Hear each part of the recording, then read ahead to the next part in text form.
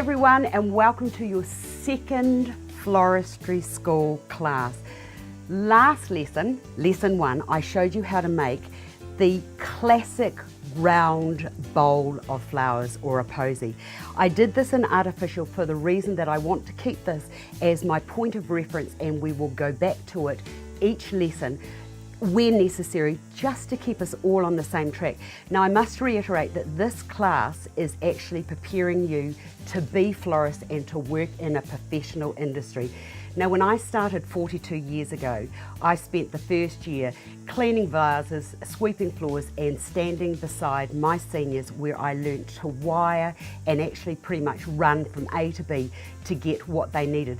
Now, the other thing about being a professional florist, and I want you to remember this for wherever you go in the world or whichever shop you go into, time is money.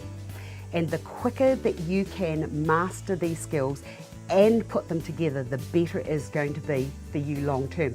Now, I've had lots of little florists that have been through schools to learn how to be florists, and what I found was they came with very, very limited and basic skills, and as a trained professional running a really busy business, I don't have time to be stopping and starting and telling them. Now, all designers, whether they're floral designers or whether they're fashion designers or artists where they paint and use that as their medium to express, they all have their own specific ways of doing something.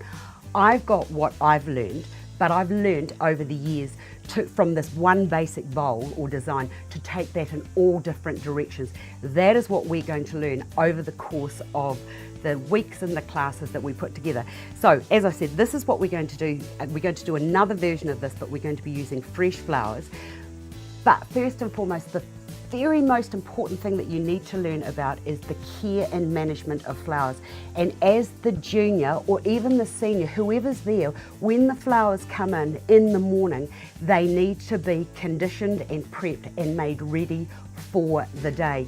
And it's that time and energy that you put into your designs now and into the raw ingredients that's actually going to help you along the way to being a professional florist. So I will just strike this, so just bear with me a second while I just strike the set, and then I will bring the fresh flowers out and we'll look at care and management of just a few flowers, which we will build on as time goes by.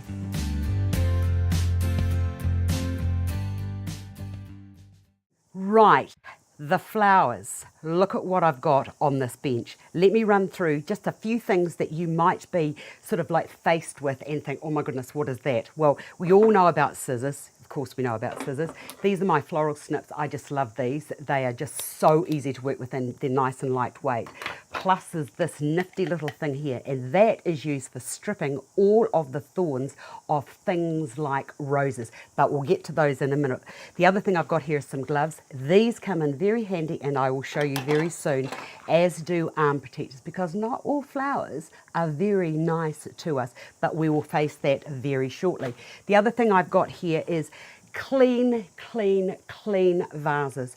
As I said, when I started off, my first year was scrubbing and cleaning vases, and my senior was so particular and fussy. Now, for a flower to last, everything, or foliage, everything needs to be meticulously clean.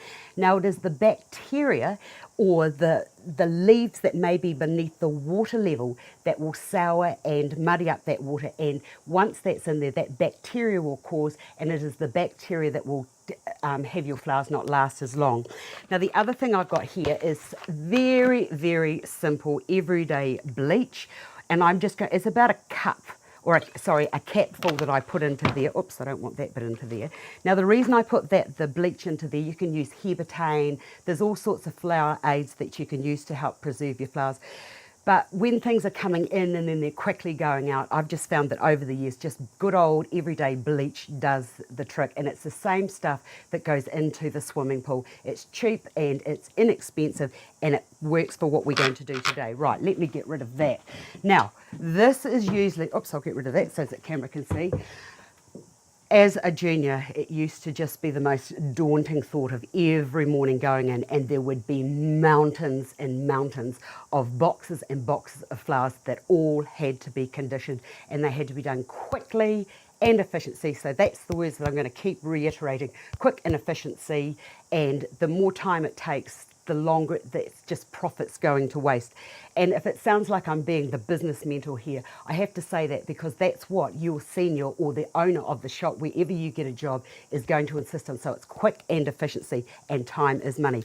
Right, I've got some Calla Lilies here. Now when these come in, you'll notice that, see this here, that little bit there that's all sort of starting to just curl up, that needs to be removed, as does that little tag there. Usually I keep them on because it actually, and there's also another one up here. The reason I keep those on is because it keeps the Calla Lily straight, because what will happen is they will droop out, and if you're designing with these, you want those to be as straight as possible. So just check with your senior or your boss as to whether they want that left on or for it to be discarded. But as a designer, when I'm using it, it's easy, clip, clip, off you go. Right, the other thing to remember is every single stem must be cut on the slant. By that I mean that there, and the sharper these are, the better it's going to be. Also, I should just go back just a wee minute. I clean these with sterilising, like isopropyl alcohol, every day or 2 or 3 times during the day, because I just don't want any bacteria to get, or mixing of bacteria that might get onto things that I don't want it to get onto. Right, so they get slant cut like that, and then they go into the lovely clean water. And the other thing is that when you've got a whole, say you've got a box of these, there might be 20 or 40 decks or bundles. A deck is 10. These days most things come in 5s or 10s. The dozen roses, that's way gone, etc., etc. Unless you're in America, where things I think are still imperial. So I would be putting those all into a vase, or ask your senior what she wants you to do with them. Okay, so I'm going to put those into some clean water down there. Right, I've got some Alstroemeria here.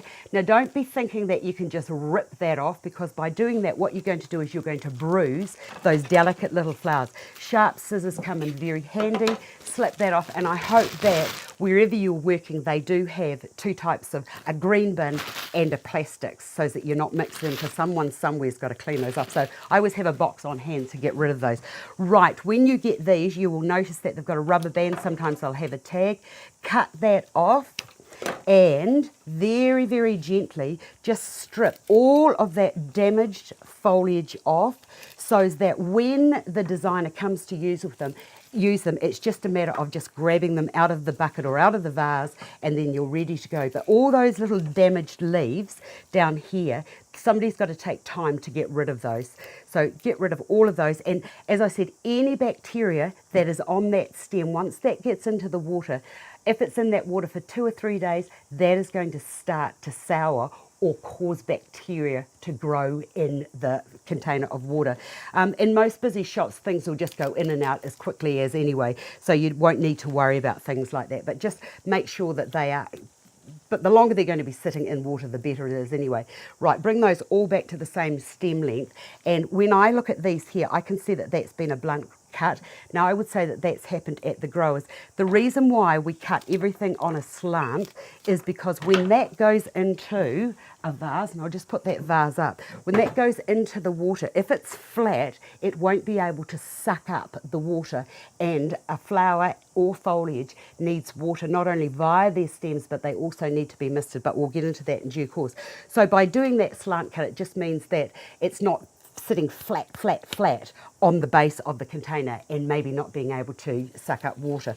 Right, get rid of those. Now the next thing is carnations. You have to be really, really careful with carnations. Now the reason I say that is sometimes they don't, these have come in from the grower, get rid of that up to there.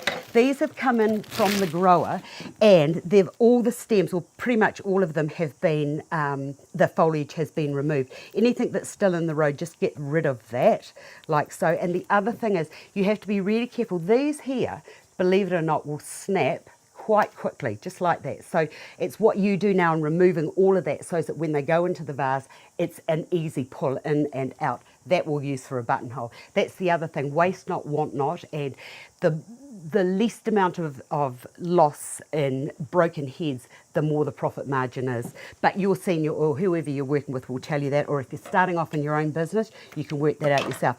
Now, the other thing when it comes to cutting the carnations, you'll see the stem and then there's that little nodey bit there. You either cut at least, I like a good inch or a couple of centimetres below that, or just above it there, so that you've got a nice clean cut. And if you're thinking to yourself, oh, I can't be bothered cutting those, it's what you do now that is going to save you at the end of the day. And we don't want waste, and we don't want breakages. And I think if you can get that into your consciousness now, then that is going to actually help you in your endeavours to be the best junior florist in the world. Right, so they are all done and they are ready to go, but make sure, see, I've still got a few there, just strip all of those off. And I know it might seem like I'm going on and on and on, but these are the things that you need to know, and this is what I need my juniors to know before they actually get onto the shop floor. Right, they can go into that bucket down there. Aha, Lisianthus. I love Lisianthus, and these are one of the best flowers to be working with. Well, I think so anyway, because they're sort of like little roses. Now, when you get these, it's exactly the same thing. Slant cut those. And the other thing, I slant cut just before they go into water. That just means that nothing is going to dry up, but as quick, it just depends on what your methodology is, but personally I like to cut it just at the end. So all of these leaves here, they also need to be removed.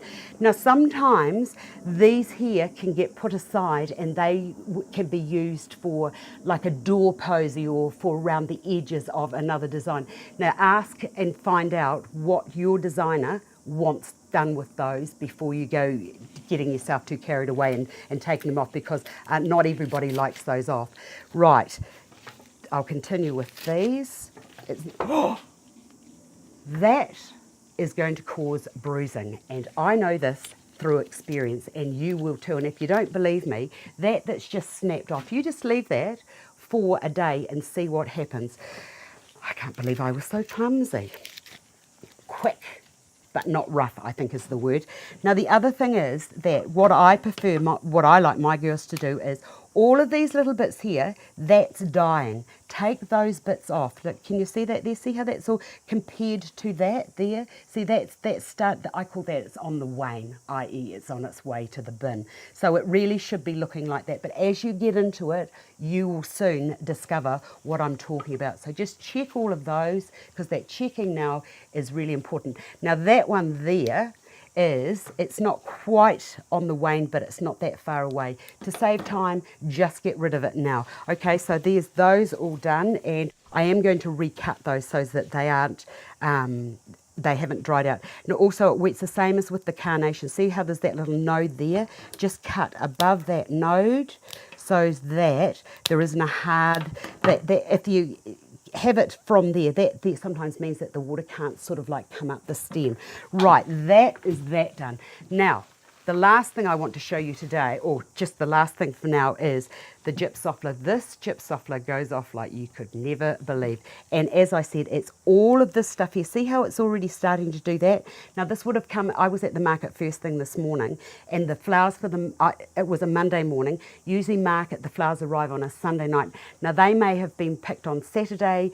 The growers just put the band around it and put them into the water. They probably put preservative to help keep them last. But all of that foliage, see how that's all starting? Can you see that there? It's all sort of starting to go sort of like a little bit slimy. That is what I mean by mould is on its way. Right, cut that band off, and this is the other thing that your senior will probably like you to do, and that is to get the bunch and then just gently, gently shake it out so that the heads all start to separate. And when you're doing this, you can see that it's a delicate plant, so you have to remember that it has to be treated gently. So just tease all those bits out, and then I like to always just work this way and get rid of all of those bits there, because I don't want to be dealing with any of those, because I just know what that's going to do. And the other thing is, if you're doing hand posies or you're doing beautiful bouquets to be gifted to somebody, always make sure that you do this so that when the flowers get to the client, they actually last longer than a couple of days, because, you know, for me that's a waste, and two, it's a disappointment to the client and also to the customer who has spent the money on those flowers. So the longer that they live, the better it is. Right, so just keep going until all of that is removed, and of course I would imagine that you would do a much better job than I am. Okay, so then also you'll notice that there's these little, nothing's been cut so that it's all neat and tidy. So just cut all of those bits off, all above or below that node. And don't forget that they should be cut on the slant. Now that bit there, look at that. Oh, crikey. Cut that bit off. Now as a junior, I spent many, many hours doing this for my senior. Anything that was broken like that would all have to be stripped off. But as we get into the course, I'll show you the quick and easy ways of dealing with those. Right, that's got that cleaned up. The other thing I want to just impress upon you is that neat and tidy is the way to go. You cannot work in a mess, and it is so much better to have a clear, clean surface with everything you're doing. Right, I'll just give you a minute to just sort of like absorb all that we've talked about, and then I want to talk to you about the hidden dangers in a beautiful flower called a rose. I'll be back in a moment.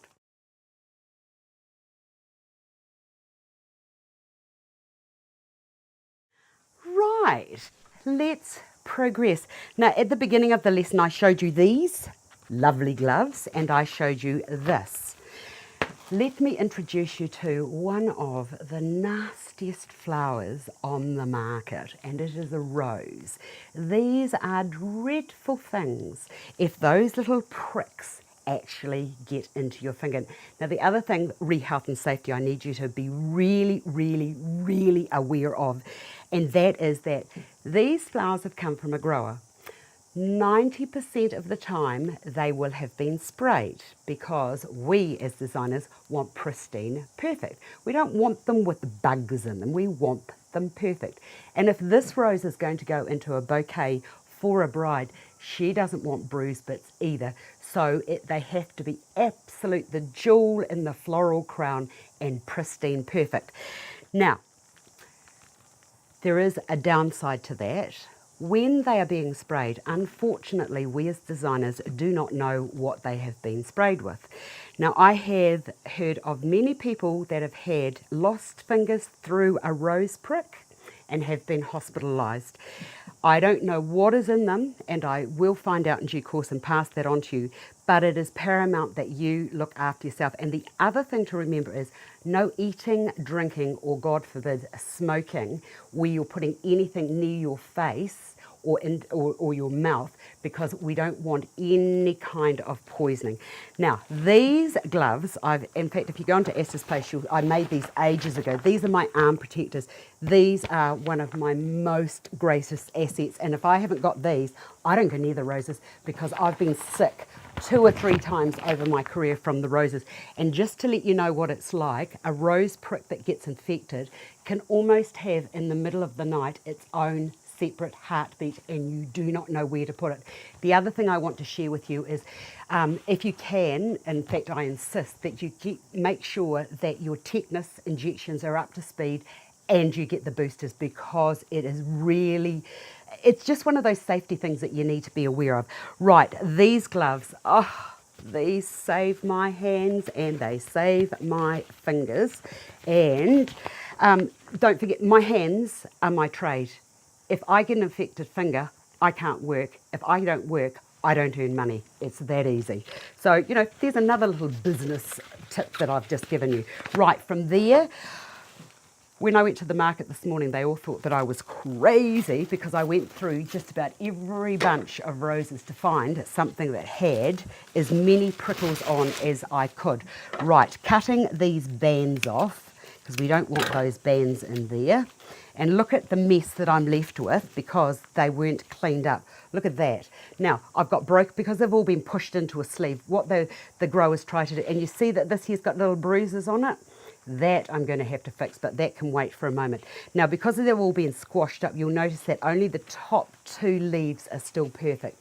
Now, this is what I use, and that's this thing here that I showed you.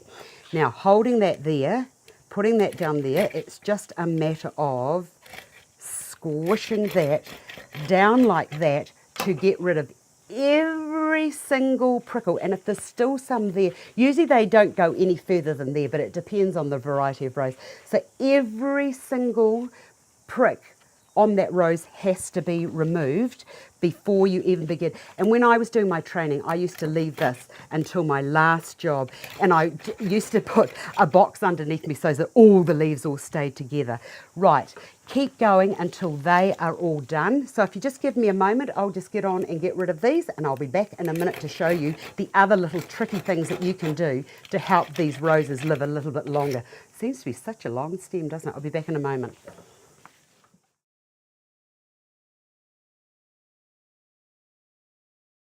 Job done, gloves off, arm protectors off.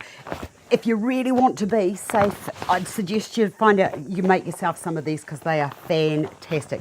Right, they can go down there. Okay, so here we have the roses all ready to go, and it's just a matter of snip cutting those, and the sharper, as I said, the sharper your scissors, the absolute better this is going to be. Right, there they are, all conditioned, ready to go, and I've checked, and make sure you check because your senior will go absolutely mental if a rose prick gets in her finger. And just to reiterate about the rose pricks, my friend's got the most amazing rose garden, and dear Susie spent just before Christmas, when she could have been having a marvellous time with us, in hospital, and it was on her hand, and it got her just about there when she was pruning, and the poison went right up her arm. It was horrible. She was so sick. Right, so they've all been done. They've all been slant cut, and they are ready to go.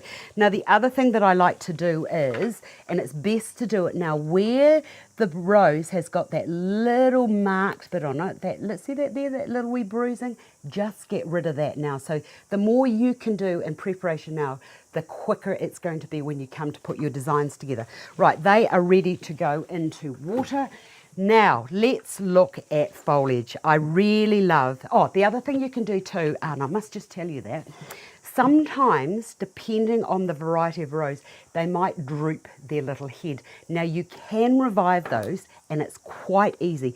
Slant cut them, and if that doesn't work and it doesn't sort of like, you know, suck up the water again, what you can do, and I don't really like doing this, but we used to do it years ago, you just get a jug or a mug of hot water, wrap the flowers up, and then put them into the hot water until it cools down. And what that does, that will open up all those little fibres there so that the moisture can go up. The other thing that we used to do is we used to beat the ends of the stems.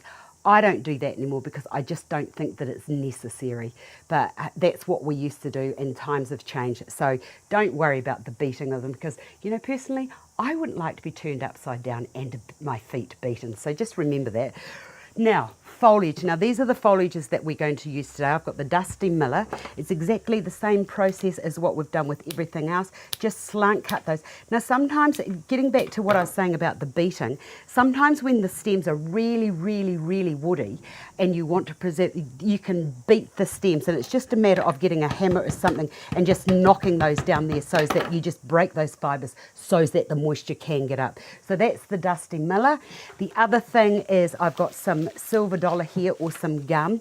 Now, this is exactly the same way as everything else that we've done, but instead of using your hand and stripping it down, you can use a towel and just pull that along there like that, and then just get rid of all of that moisture that's going to be beneath the water line. Here's another one, and when I look into this stem, you girls are so lucky that I'm sharing this. Now, when I look into that there and I see that end there, I know that this has been out of water for quite some time, and that's why it's sort of, you can only just start to see it, but my eye tells me that that is going to start to droop very soon, and also that's all new growth. That's another thing, but we'll look at that later on in the series so that you can just get your eye attuned to what is going to fall and wilt and what's going to stay. Now, I would beat that as well. That needs to be beaten.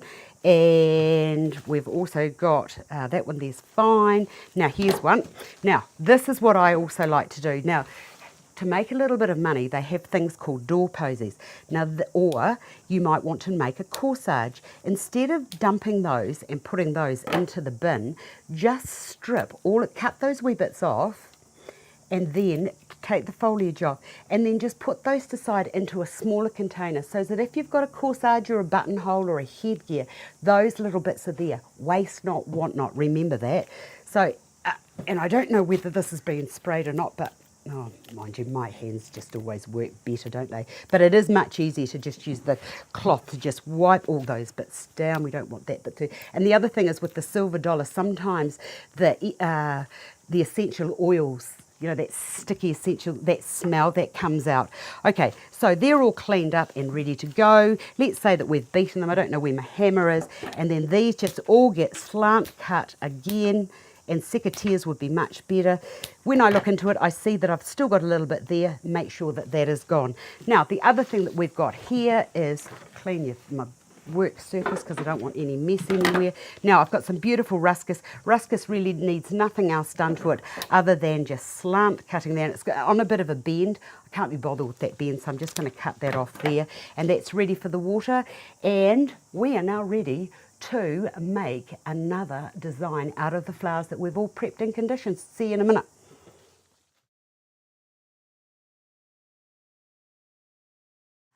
Okay, we're back to the beginning of this lesson number 2 in the art of floristry, which is going to make you girls and boys out there beautiful professionals that somebody would want to employ, or you can start your own business. Okay, in lesson 1, as I said, this was the first bowl. It's a round bowl. Once you master this, you can do all sorts of things. Now, the problem comes when, actually, just to go a wee bit before I go any further, when I did this lesson 1, I used this here. This is, I think it's a number 6 O bowl. These are in every florist's store cupboard. They are lightweight, they don't cost very much, and once you've got your flowers into them, they're easily transported. You can get a good hunk of foam into there, and as I said, they're easily transported. And if you want to take them from sitting on a table surface like that, where you're not going to see them anyway, you can actually stick them into a container like that. Now, what happens if a client comes into your shop and tells you that they want a round, mounded, tight bouquet or design of flowers like this, but they don't want it into one of these here, these little plastic containers, because maybe they want it for a special occasion or it's for a wedding. Right, let me just show you how to overcome that. Put that down there. Now, as I said, you could use one of these, but the client doesn't want that. So let's strike those right now. What say your client wants a round arrangement into a square container or something like this? Little word of warning. This might be a beautiful ceramic container, gorgeous detailing around the outside. But when you look into this, oops, it's got a wee few things in there. When you look into it, when you look at it, it rounds up and over, and there is this little lip in the inside. These containers are really difficult to fill with foam. They're perfect for a handheld posy. Fill them with water and you just plonk them in. But if you're constructing using foam, you need to just be aware of the kind of container that you're using. Now, in regard to this container, as I have said in lesson 1, to get your proportions, it's the height or the width of the container, and it's 1.5 times whichever is the greatest. Now, remember that we're not going from the middle out, we're actually going from the outside out, or from the outer rim of your container outward, right? So we only need to know that the foliage that we're going to be using to get the correct length or width, or the correct proportion, it's pretty much the width of the container, which this is wide as it is high. So it's going to be okay to be putting the flowers in, to do a round into this. But what say somebody comes in and tells you that they want that mounded posy into something like this. It's sort of round, but it's got another half circle on either side. Now, easy. It's exactly the same principles. All of your foliage needs to be cut about that width there. That's as far as you need to do it. You can make it as small or as wide as you want, but for learning purposes, Keep it nice and small. Now, as I said in lesson 1, you need to prepare all of your foliage before you start, and I've actually made a start, and I've got some Camelia that's all been prepared. I've got some lovely rosemary here.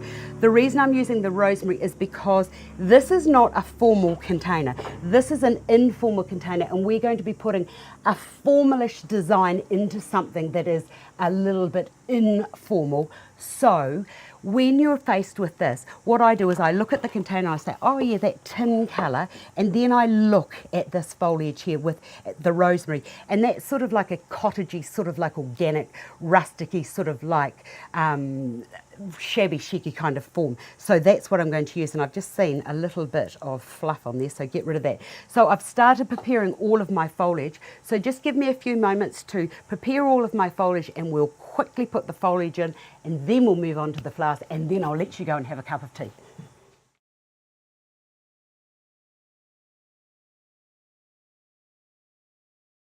Right, are you ready to commence construction?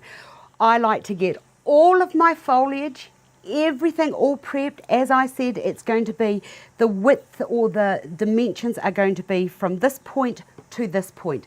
Now, I've got the Camelia, I've got some Ruscus over here, so that's my warm base, and I'm going to go on about colour, and I've got some colorist experts coming in due course, but we won't worry about that at this stage.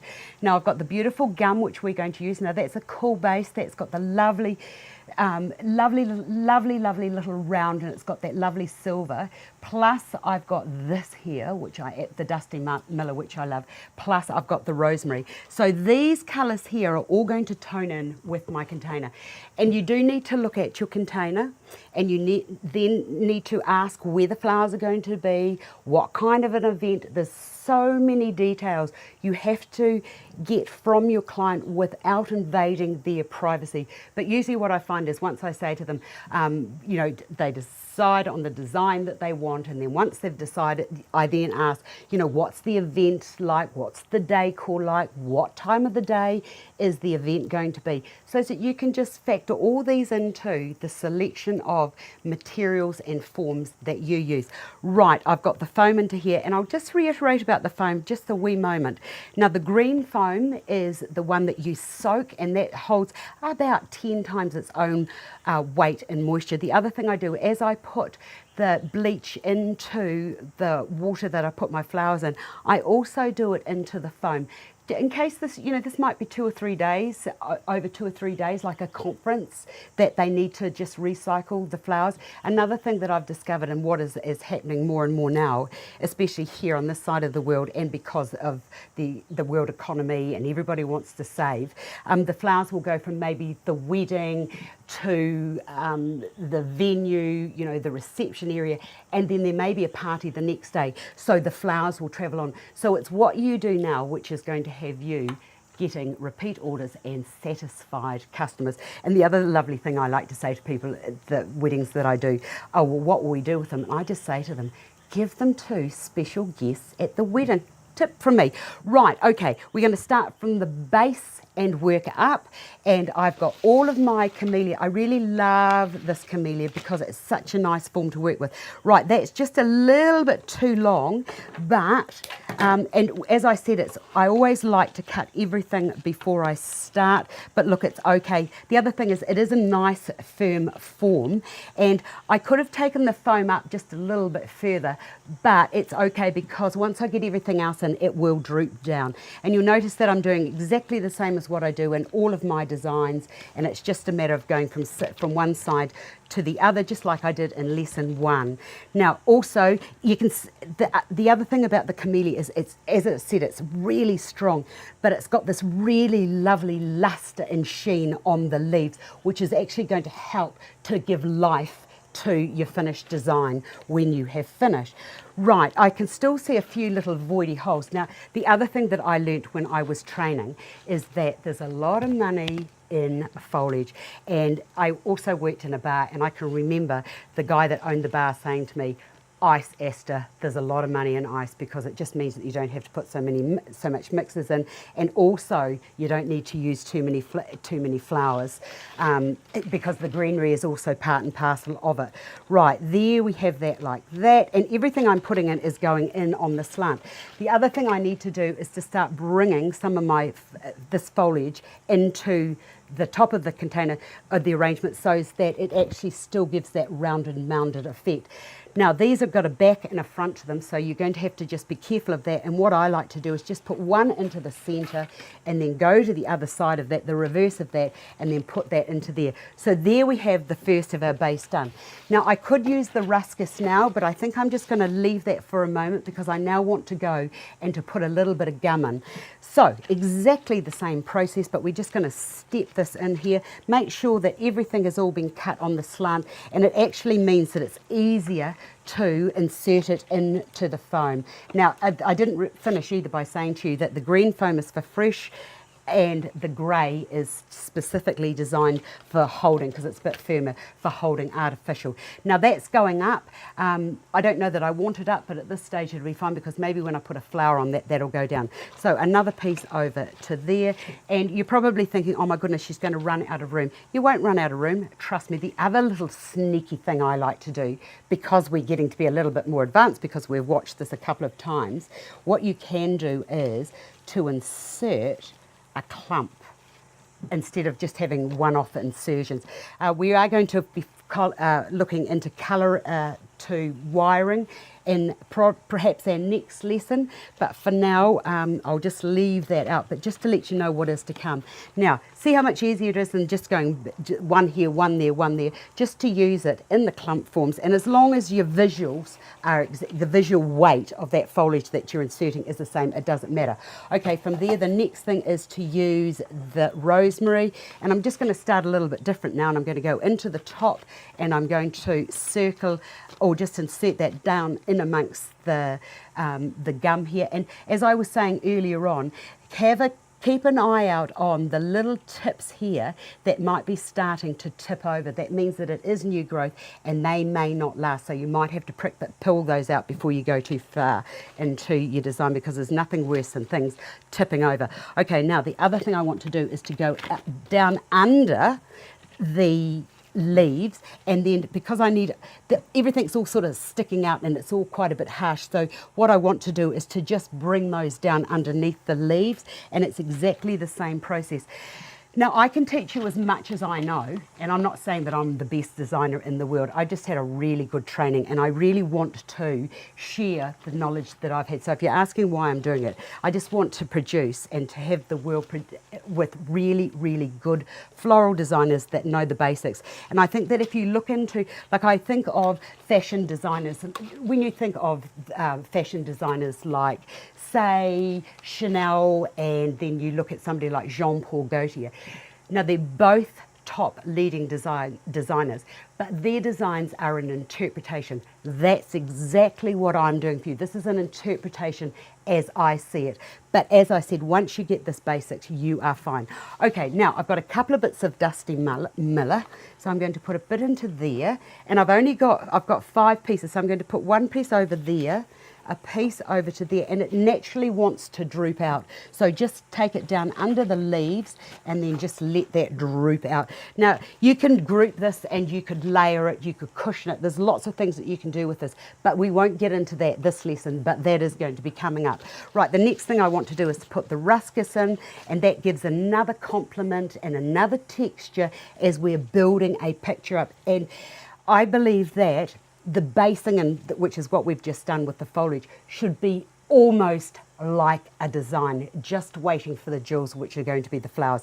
And also when you look at the colour of the Ruscus, it's the same green way as the Camelia, but it's just a lighter form, and the leaf is a different shape, so that's another texture that layers in to make your work visually more interesting. Now I did cut those on the cut those so that I could use them, but I don't really want those as part of my focal at this stage, so they just go all into there like that, and another one there. And you'll notice that I keep whatever I'm doing on one side, I'm doing on the other. And I have to keep saying that because that is important. Right, there we are, ready to go. And you know what?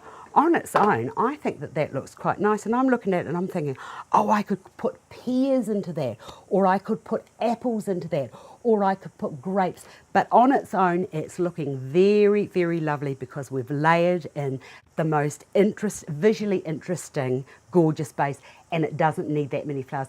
I'll let you have a few minutes to just gather yourself, and then I'll be back.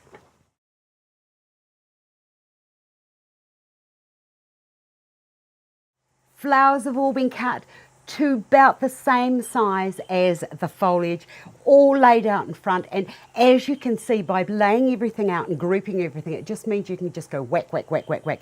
Everything has all been slant cut. Okay, from the Alstroemeria, we've got roses, we've got carnations, I've got the Lisianthus, which I'll come to.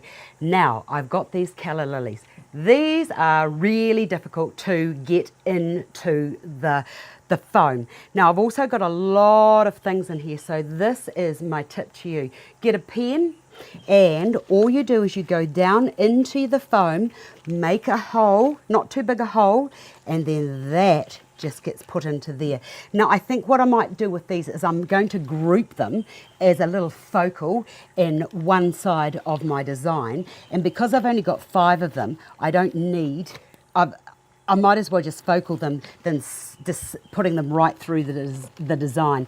Now I'll go down into there underneath that leaf, and this is this is actually the way that you would layer things down. But we will, as I said, I'm not going to let you down. Anything and everything that you need to possibly know, I will share with you. Right, get your most delicate things in first. So that there is now going to be my focal. The first design that we did, the round one, that was to be viewed from all round. This still can be viewed from all round, but now what we're going to do is we're just going to have a little bit of a focal. So make sure that you factor that in your discussion with your client for where the flowers are going to be placed. And if I had another 10, I would have those there. Putting those there, I would probably put some more over this side. Now, you could put them closer together if you wanted to, but personally, I love those little Calla Lilies. They're just starting to come into season here. Nobody's seen them for ages and ages, so let's just let them be the little focals. Right, the next thing I want to put in are the roses. So we'll go one into the middle, and I've cut these just marginally shorter. Now, I know that at the heat of my summer that these are going to get a little bit of a droop on. You can wire them, but we're not doing wiring today. I'll just put these in now, and I'll put another little group over here, and I've got 10 of them. So I'm going to do a group over there, and then I'm going to do a little grouping over there. And you see, I've just got some a little bit lower and some just a little bit higher, and this will just give a little bit of visual interest. So a group there, and the other thing is, in nature, nothing is perfect. So please don't try and be God and just knock yourselves around by trying to get it perfect, because all you'll do is become very, very, very frustrated. And I think that what's really nice too is because of the selection of foliages that I've used, I think that that sort of helps to enhance the beauty of the flowers. And like Mother Nature has done the most amazing job of matching the right kind of contrast with the right kind of flower. But sometimes the leaves are just a little bit too insignificant, and they just are not worth working with.